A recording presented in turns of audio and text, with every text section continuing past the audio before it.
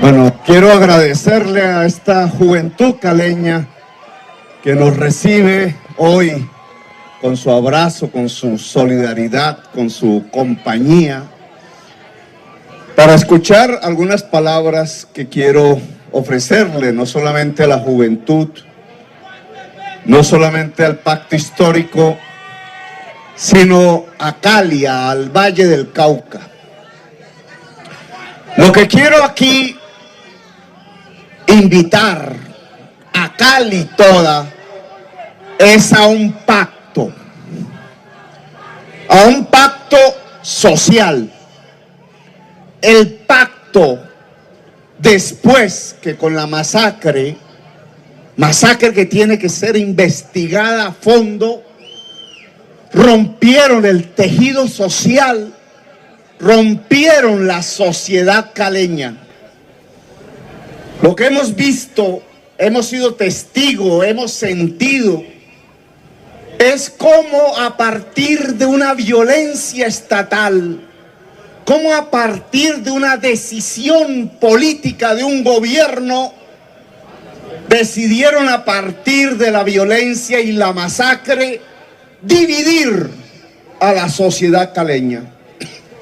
La rompieron en pedazos. Quisieron enfrentar a unos caleños con otros y otras.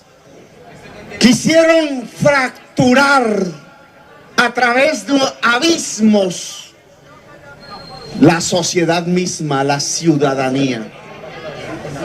Fuimos testigos de esa acción política de un gobierno incapaz del diálogo, incapaz de dialogar tanto en su corazón como en su cerebro, cómo utilizaba las necesidades de la gente, las necesidades urgentes del día y las necesidades del mañana para dividir a unos y a otros, para llenar de odios a sectores de la sociedad, la mayoría que se opusieron al odio, pero algunos cuantos que levantaron los fusiles para matar a su prójimo, para matar al joven que protestaba y que simplemente decía: queremos vida, queremos dignidad. Ese no es el camino que Cali debe seguir. Ese no es el camino que proponemos nosotros. Nosotros proponemos el camino del pacto pacífico, del diálogo y el acuerdo para construir una democracia multicolor.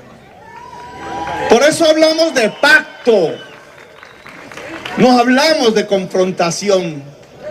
Por eso hablamos de pacto, no hablamos de violencias.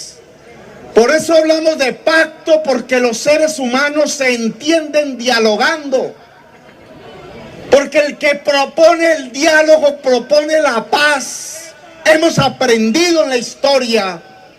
Y el que propone dejar de dialogar, lo que está proponiendo es la violencia.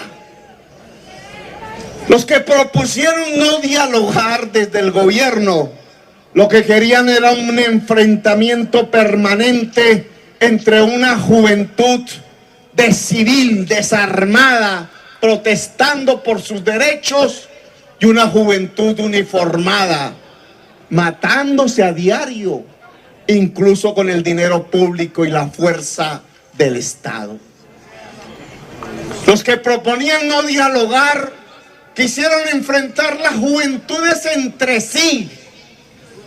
Los que propusieron no dialogar desde el gobierno, lo que querían era enfrentar a unos que tenían un poquito más con otros que tenían un poquito menos, enfrentar el barrio popular con el de la clase media, enfrentar el panadero con el joven, enfrentar el taxista y el mototaxista con la joven, enfrentar a unos y a otros para evadir la responsabilidad que tenían de brindarles soluciones tanto al taxista como al joven, como a la joven, como al panadero, como a la señora de la casa, como al empresario, el empresario pequeño, el mediano o el grande.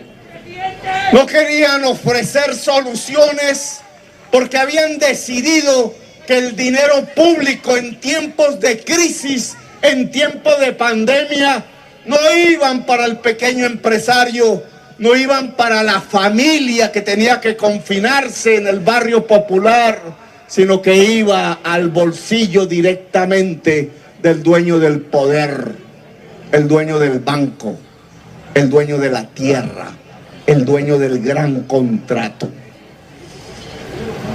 Por eso el hambre aumentó en Colombia. No fue culpa de Petro, como dicen por ahí. No fue culpa de la juventud, como dicen por ahí las malas revistas. Aumentó el hambre por culpa de un presidente. Un presidente que decidió que el dinero público no iba al bolsillo del hambriento, no iba al pequeño o mediano empresario, gran responsable del puesto de trabajo en Colombia, sino que iba al gran banquero, al dueño del poder, sino que iba al gran terrateniente, el dueño del poder, sino que iba al gran importador, que se volvió ministro de Defensa, los dueños del poder. Claro que estalló entonces el hambre en Colombia. Claro que estalló el desempleo en Colombia. No fue Petro el que expropió, como decían las malas revistas y las campañas de fake news. Fue el presidente de la República que arruinó 600,000 empresarios y empresarias de Colombia, a los confeccionistas y a los zapateros, a los de la metalmecánica y a los que hacen pan. Fue un presidente de la República que por llevarse el dinero público al banquero destruyó 600,000 empresas y destruyó millones de puestos de trabajo. Y entonces el hambre cundió a lo largo y ancho de Colombia. Convirtió a la sociedad colombiana en una sociedad hambrienta. Y dentro de los hambrientos y hambrientas, llevó a la juventud popular al mayor de los desesperos. Y estalló la sociedad. Y en lugar el presidente de tender los puentes, de dialogar entre toda la sociedad y la sociedad con él, para encontrar las vías de solución en momentos de crisis, de abismo, de zozobra, lo que hizo fue prender la hoguera de la violencia, ordenarle a una fuerza pública que disparara a los jóvenes, mutilarlos, destruirlos, destrozarlos y tratar de hacer un cálculo político electoral, que era que en medio del odio que cundía en Cali, de la zozobra que cundía en Cali, se pudiera derechizar la sociedad a tal punto que ellos pudieran perpetuarse en el poder.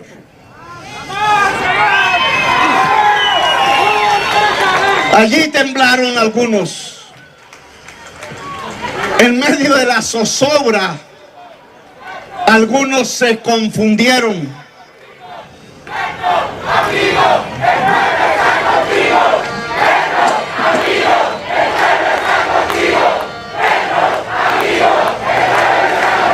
En medio de la zozobra, algunas administraciones locales fallaron, no sabían qué hacer, extorsionados por el gobierno nacional que les decían, si no dejan disparar, los echamos, titubearon. Pero hay hoy una realidad en Colombia y en Cali.